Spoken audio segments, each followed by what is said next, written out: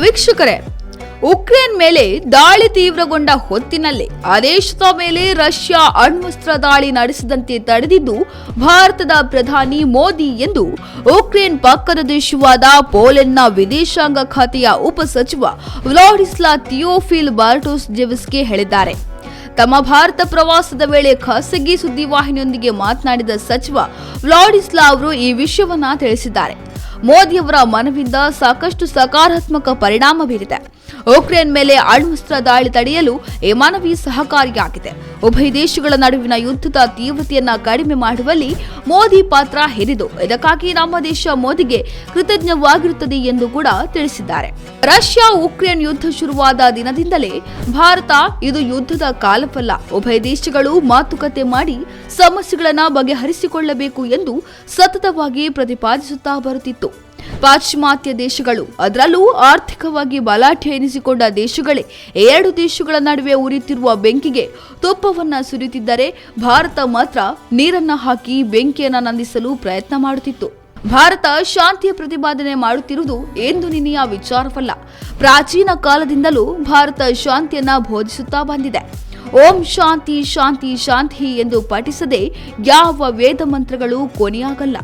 ಜಗತ್ತಿನ ಎಲ್ಲ ಜೀವಚರಾಚರಗಳು ಸುಖಿಗಳಾಗಿ ಬಾಳಬೇಕು ಎಂದು ಪ್ರತಿಪಾದಿಸಿದ ಏಕಮೇವ ದೇಶ ಎಂದರೆ ಅದು ಭಾರತ ಮಾತ್ರ.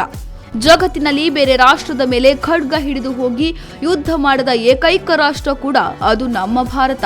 ಹಾಗಾಗಿ ಇವತ್ತಿಗೂ ಕೂಡ ಭಾರತ ವಿಶ್ವ ಶಾಂತಿಯನ್ನ ಪ್ರತಿಪಾದಿಸುತ್ತಿದೆ. ಪೋಲೆಂಡ್ ಸಚಿವರ ಮಾತಿನಲ್ಲಿ ಕೂಡ ಇದೇ ಭಾವ ಅವಿಭಕ್ತವಾಗುತ್ತದೆ.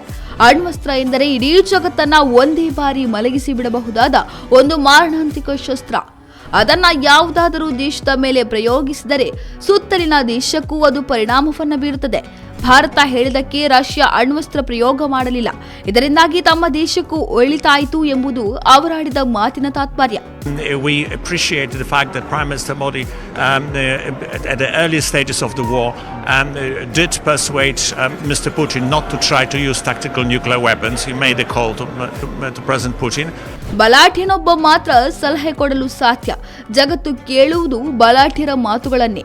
ಒಪ್ಪೊತ್ತಿನ ಊಟಕ್ಕೂ ಗತಿ ಇಲ್ಲದವರ ಸರಳತೆಯ ಬಗ್ಗೆ ಪಾಠ ಮಾಡಿದರೆ ಯಾರೂ ಕೇಳಲ್ಲ.